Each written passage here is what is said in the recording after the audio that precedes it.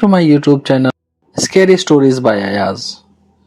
तो कैसे आप लोग, उम्मीद करते अच्छे होंगे। और ये मेरी नई स्टोरी है, ये मेरे नए चैनल पे। मेरा एक और भी चैनल था, कुछ प्रॉब्लम्स की वजह से मैं अभी एक ये नया क्रिएट किया हूँ। तो उम्मीद करते हैं आप लोग को स्टोरी अच्छी लगी तो मेरे यूट्यूब चैनल को सब्सक्राइब करें प्लीज़, और बेल आइकन को ऑन कर ले क्योंकि आने वाली नोटिफिकेशन आपको मिलती रहे। चलिए स्टोरी की तरफ चलते हैं। ये कहानी है मेरे बॉयफ्रेंड अयान की।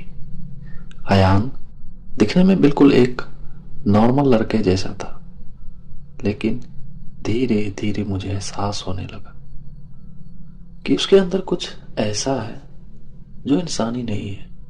उसकी आंखों में एक अजीब सा अंधेरा था, और उसकी माँ सायरा हमेशा मुझसे कुछ छुपाने की कोशिश करती थी। लेकिन जिस रात असली सच पता चली, उस रात के बाद मेरी जिंदगी मानो कभी नॉर्मल पहले जैसी नहीं हो पाई। तो बिना टाइम वेस्ट किए कहानी की तरफ चलते। ये कहानी शायद कुछ लंबा होने की वजह से मैं इसको पार्ट 2 भी लाऊंगा। अगर आपको पसंद आए तो पार्ट 2 के लिए प्लीज कमेंट करके हमें बताएं। सायरा सायरा की सांसें कांपती हुई तेज तेज चलने लगी, और उसकी आंखों में भी आंसू आ गए थे। मेरे माता पिता हमेशा मजाक में कहते थे कि वो दोनों ही काफी शांत स्वभाव के हैं, इसलिए उन्होंने मुझे आसानी से नाराज होने की यह छोटी सी आदत कभी नहीं सिखाई, बल्कि यह आदत सायरा से सीखी है। क्योंकि मैं अक्सर उसके घर अयान के साथ समय बिताने जाती थी। वह अभी सो रहा था, लेकिन वह संगीत को लेकर बहुत नखरे करने लगा था। जब मैंने और जानने की इच्छा से उसकी ओर देखा, तो उसने अपनी नजरें मुझसे हटाकर अपने पैरों के नीचे बिछे कालीन को घूरना शुरू कर देता। जब हमने उसे डॉक्टर को दिखाने की बात की, तो अयान के साथ कुछ हो जाता है।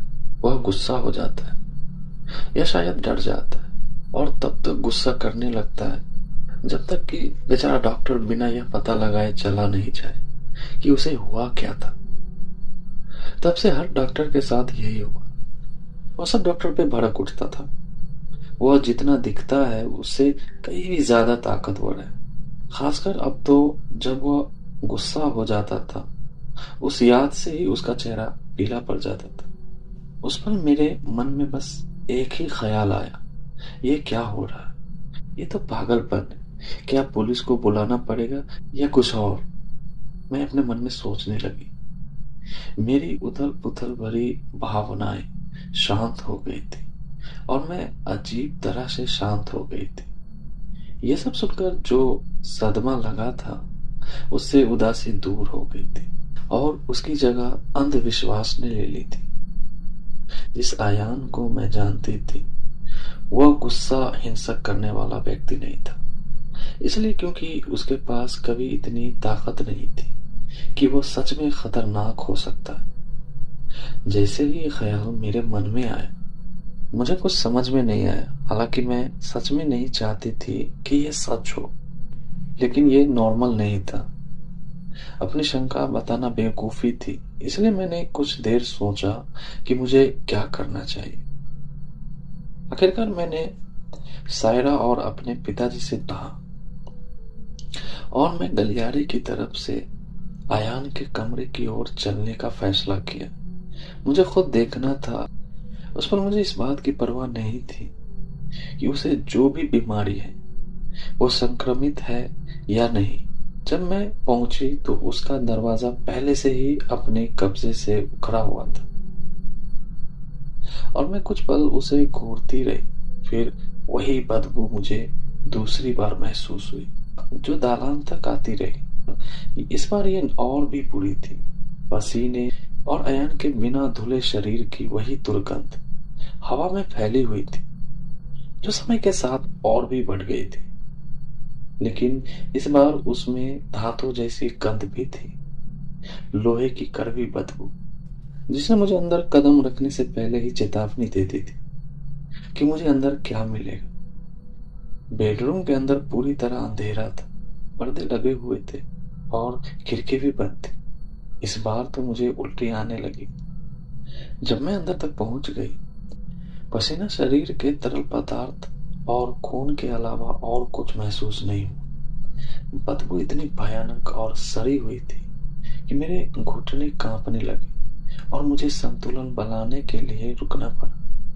मैंने उसकी छत की बत्ती जला दी और कमरे में पीली रोशनी भर गई, जिससे वह दृश्य रोशन हो गया जो मेरी यादों में हमेशा के लिए बस जाएगा। अयान कहीं नजर नहीं आ रहा था। कालीन पर एक गाढ़ा चिपचिपा पदार्थ फैला हुआ था। लाल और पीला रंग मिलकर नारंगी पित्तल जैसा लग रहा था, जिससे भारी भाप निकल रही थी और उसकी घिनौनी गंध से पूरा कमरा भर गया था। कमरा इतना ठंडा था मानो कि मेरी सांस से मेरे चेहरे पर धुंध जम गई। शायद उसकी खिड़की आखिरकार खुल गई थी, लेकिन बदबू में कोई फर्क नहीं था। बदबू से लग रहा था कि कहीं सड़ा हुआ मांस है और मक्खियों की भिनभिनाहट सुनाई दे रही थी जो मुझे दिखाई नहीं दे रही थी।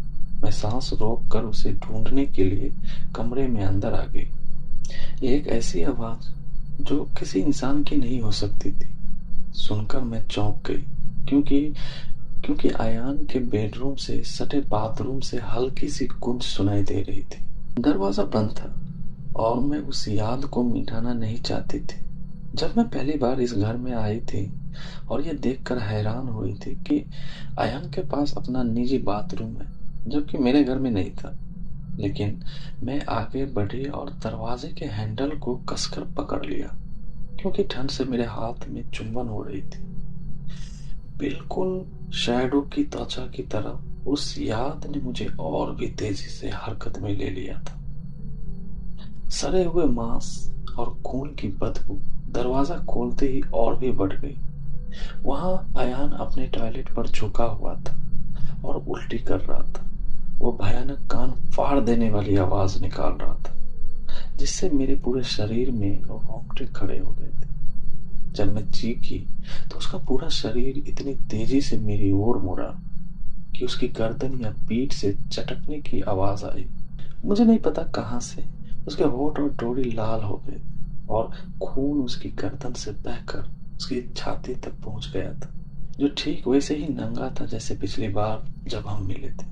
वो अचानक फिर से लड़खड़ाया और पीछे मुड़कर गाढ़ा काला खून उगल दिया, जो उसकी जीभ और होठों से धीरे धीरे टपक रहा था, मानो आशंकी रूप से जमा हुआ।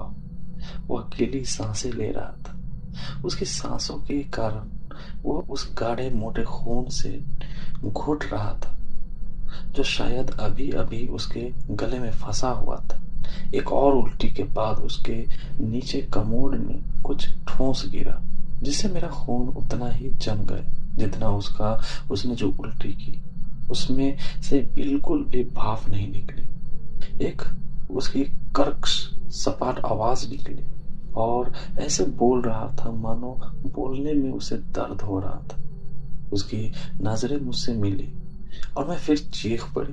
इसलिए नहीं, उसके खून से सने चेहरे और छाती से ताजा खून टपक रहा था, जो पुराने खून की तरह ही गहरा और जमा हुआ था। मैं इसलिए चीखी क्योंकि जब मेरी नजरें उससे मिली तो मैंने उसकी हमेशा की तरह नीली चमकीली खुश आंखों को नहीं देखा। अयान की आंखें सफेद थी, फीकी से भी ज्यादा पीली, खाली। जारा, उसने मेरा नाम लेकर बुलाया। उसने फिर पूछा, धीरे धीरे खड़े होते हुए, इतनी सहजता से कि कोई यह बता नहीं सकता था कि एक पल पहले ही उसने सचमुच उल्टी की थी। वो एक बेजान फुर्ती से चल रहा था, एक और गुण जो अब उसमें शैडो के साथ आ गया था। आखिरकार तुम आ ही गई, हम तुम्हारा इंतजार कर रहे थे। वो मुस्कुराया नहीं, लेकिन उसके खून से सने चेहरे पर एक तरह की मस्ती झलक रही थी। डर की एक सिहरन मेरे अंदर दौड़ पड़ी और मैंने सहज और सब्र के साथ काम लिया। अयान के कमरे की ओर भागी और उखड़े हुए दरवाजे को फांद कर पार कर गई। मेरे पिताजी वहीं थे, जब मैं कमरे से भागी, वो कमरे में झांक रहे थे और मेरा रास्ता रोक रहे थे। मैं उनसे टकरा गई और हम दोनों लड़खड़ाते हुए गलियारे में गिर पड़े। लेकिन मेरा दिमाग शैडो के विचारों और डर से भरा हुआ था। और अयान की उससे समानता का क्या मतलब हो सकता है, यह जानकर मुझे थोड़ी राहत मिली कि मेरे आसपास के लोग उनके जैसे नहीं थे। मेरे पिताजी तुरंत मेरे सामने खड़े हो गए और जब अयान का सफेद शरीर लगभग रेंगते हुए दरवाजे की चौखट से निकला तो वो जरा भी नहीं हिचकिचाया। अयान के हल्के उछलते हुए कदम उसे मेरे पिताजी और मुझसे कुछ ही फीट दूर ले आए। जैसे जैसे वह अपने चेहरे पर गंभीर भाव लिए धीरे धीरे पास आते गए, हम पीछे हटते गए। क्या आपको बुरा लगेगा अगर हम थोड़ी देर ज़ारा से अकेले में बात कर लें? हमें उसे बहुत सी बातें बतानी। जब मेरे पिताजी ने वो देखा, उसकी चीख निकल पड़ी। मेरे पिताजी चिल्लाए और अपना हाथ आगे करके अयान से कुछ दूरी बना ली। तुम्हें डॉक्टर को दिखाना चाहिए। वैसे ही अयान चीख पड़ता है, अब और डॉक्टर नहीं। अयान धारते हुए सांप जैसी फुर्ती से आगे बढ़ता है। उसने मेरे पिताजी को धक्का दिया, वो दोनों जमीन पर गिर पड़े। अयान मेरे पिताजी के गिरे हुए शरीर पर झुक जाता है। इसी दौरान मुझे गलियारे में धकेल दिया, जिससे मैं सायरा के सामने जमीन पर गिर पड़ी। सायरा अपने बेटे को देखकर कांप रही थी।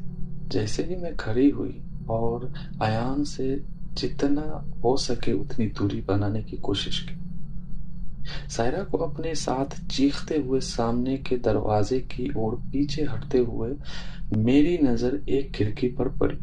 मुझे अभी तक ये नहीं पता था कि शैडो केवल रात में ही क्यों दिखाई देती, लेकिन मुझे याद था कि जब मैंने अयान को आखिरी बार देखा था तो वह सूरज से लगभग डरा हुआ रहता था। इसलिए मैंने सोचा कि वो जिस तरह के जीव थे, क्योंकि वो निश्चित रूप से इंसान नहीं थे, सिर्फ सूरज को ही पसंद नहीं करते थे। मैं अंधेरे में थी, लेकिन जैसे ही मेरे दिमाग में आधी अधूरी योजना बनी, मैंने देखा कि सूरज की बची खुची रोशनी भी अब डूबने को थी और एक धुंधले नारंगी घेर में सिमट गई थी, क्योंकि सूरज कुछ ही मिनट पहले अस्त हो चुका था। क्या तुम हमें देख नहीं रहे? अयान ने स्पष्ट रूप में कहा। चलते हुए उसकी चाल से साफ पता चल रहा था कि पिछली बार जब मैंने उसे देखा था तब तब से वो कितना दुबला हो गया था। उसकी हड्डियां उसकी पतली कसी हुई त्वचा से दिख रही थी और उसके शॉर्ट्स इतने ढीले थे कि बदकिस्मती से किसी भी पल गिर सकते थे। उसका पेट पूरी तरह से धंसा हुआ था। कुछ ही क्षण पहले उसने बाथरूम में जो कुछ भी उल्टी की थी वो उसमें से बिल्कुल खाली था। अयान की छाती सांसों की लय के साथ ऊपर नीचे नहीं हो रही थी। उसने अपनी बाहें फैलाई और मुस्कुराया। उसकी त्वचा उसकी पसलियों से इतनी कसकर चिपकी हुई थी कि मुझे लगा जैसे वो पसलियों को भेद देंगी। लेकिन उसकी आंखें अभी भी वैसी ही सपाट पीली सफेद थी। कुछ ही हफ्ते पहले उसके घर उसके जीवन को रोशन करता था, अब कोई दर्द नहीं। अयान ने सायरा और मेरी तरफ पीठ फेर ली और मेरे पिताजी की ओर देखा, जो घुटने के बल बैठ गए थे। जमीन से उठना उनके लिए बीती बात हो गई थी। उनकी चिकनी और काली बंदूक अयान की छाती पर तनी हुई थी और हालांकि उनका पूरा शरीर कांप रहा था, उनके हाथ स्थिर थे। बेटा, नीचे बैठ जाओ, हम तुम्हारी मदद कर सकते, ठीक है? तुम्हें बस नीचे बैठना होगा। जब अयान इतनी तेजी से हिला जितनी तेजी से मैंने पहले कभी किसी को हिलते नहीं देखा था, तो मेरे पिताजी ने गोली चला दी। ऐसा लगा ही नहीं कि अयान ने कोई कदम उठाया। वह बस मेरे पिताजी के पीछे ऐसे प्रकट हो गया जैसे उसने उनके बीच की दूरी की परवाह ही न की। मेरे पिताजी ने 3 बार गोलियां चलाई। एक गोली खिड़की पर लगी और शीशा टूटने की तेज आवाज आई। एक और गोली मेरे सिर के पास से तेजी से गुजरी, जिसकी आवाज इतनी तेज थी कि मुझे कुछ समझ नहीं आया। तभी मुझे एहसास हुआ कि मेरा चेहरा अचानक धातु जैसे लाल खून की बदबू से पूरी तरह भीग गई थी। सायरा हमारे पीछे दरवाजे पर गिर पड़ी। उसकी सांस फूल गई और खांसी में बदल गई, क्योंकि उसके फेफड़े में खून भर गया था। तीसरी गोली तब आई जब मेरे पिताजी ने शायद आयान के हाथों को अपने सिर के पीछे हिस्से पर महसूस किया और अपनी बंदूक का निशाना साधा, जिससे गोली आयान के गर्दन से होते हुए सीधे उसकी खोपड़ी के ऊपरी हिस्से में जा लगी। ताजा गहरा लाल खून अयान के पूरे शरीर पर फैल गया और उसके पीछे और ऊपर की दीवार और छत पर चिटक गई। उसका लाल खून एक बड़ा हिस्सा मेरे पिताजी के सिर, कंधों और पीठ पर भी लग गया था। उन्होंने अयान से दूर हटने की कोशिश की, खुद को उस पकड़ से छुड़ाने की भी कोशिश की, जो गोली लगने के बाद और भी कस गए थे। लेकिन वो हाथ लोहे जैसे थे और वो उन्हें अपने सिर के किनारों से हटा नहीं सकते थे, न ही वो उन उंगलियों को अपने कंधे तक लंबे बालों से निकाल सकते थे। ये जान लो, अयान ने फुसफुसाते हुए कहा। उसके शब्दों से उसकी गर्दन के घाव से जमा हुआ खून और भी तेज से बहने लगा था। हमें बिना भोजन किए खून बहाने का अफसोस है। हम बस बात करना चाहते। तुमने ये सब खुद किया है। अयान के हाथ ऐसे चल रहे थे मानो मेरे पिता की रीढ़ और गर्दन की मांसपेशियों से उसे कोई प्रतिरोध महसूस ही ना हो। उसने मेरे पिता का सिर इतनी तेजी से और सहजता से घुमाया कि ऐसा लगा मानो उनका शरीर जमीन पर गिरने से पहले ही उसकी मृत्यु हो गई थी। उनका सीना कालीन पर धंस गया था और उसकी बेजान आंखें अयान की ओर देख रही थी। सांस का बचा हुआ अंश उनके मुड़े हुए गले में अटक गया था। मैं फिर चीखी और अपने पिता को देखा, जो गर्दन टूटी हुई जमीन पर मृत या मरणासन अवस्था में पड़े थे। सायरा खून से लथपथ और कांप रही थी, खून में डूब रही थी, जो मेरे पैरों के नीचे बिछी चटाई में तेजी से रिस रहा था। और अयान, जो खोपड़ी से दिमाग बाहर निकल आने और अपने सारे अंदरूनी अंग बाहर निकाल देने के बाद भी जरा सा भी थका हुआ नहीं लग रहा था। वो अंदर से पूरी तरह खाली था, ठीक वैसे ही जैसे उसकी पीली आंखें मुझे भावहीनता से देख रही थी। जब वो एक बार फिर अपनी बिल्ली जैसी चाल से धीरे धीरे मेरी ओर बढ़ा। तुम कौन हो? मैं चीखी। मेरे चेहरे पर आंसू बह रहे थे। मैं यहाँ जवाबों की उम्मीद से आई थी, लेकिन मुझे सिर्फ खून मिला और साथ ही और भी सवाल। अयान के घर के सामने वाले दरवाजे से सटकर खड़ी कांपती हुई मैं आखिरकार टूट गई। बस करो प्लीज अयान, बस करो। इससे वह रुक गया। उसका गाढ़ा काला खून, एक मरे हुए आदमी का खून, उसकी टांगों से बहकर कालीन में समा रहा था। जब वो रुका, हम अयान हैं, उसने ऐसे कहा जैसे उसे खुद भी पता ना हो हमें याद है कि हम अयान थे। उससे क्या तुम पूछने में मुझे हिचकिचाहट हुई। अब जब मुझे मौका मिल गया था, मेरा शरीर कांप रहा था, जिससे स्थिति और बिगड़ रही थी। क्या तुम्हें याद है कि तुम कैसे हम बने? मुझे नहीं पता था कि उसकी खाली आंखों में देख रही थी या मेरे पार देख रही थी। जब हम अयान थे, हम रात में चल रहे थे। रात खतरनाक होती है। रात में बहुत सी ऐसी बातें छिपी होती हैं, जिन्हें अनदेखा और अनकहा ही रहने देना बेहतर होता। बिना रुके बोलते हुए किसी को देखना अजीब था। इससे उसकी बोलने की लय विचित्र हो गई, मानो वह जितनी जल्दी हो सके उतने शब्द बोलने की कोशिश कर रहा हो, लेकिन उसके पास समय की कमी कभी नहीं होती थी। रात में गुजरती एक परछाई, दूसरा हम, वह जो हम बनने से पहले थे। उम्मीद करते हैं आपको कहानी अच्छी लगी।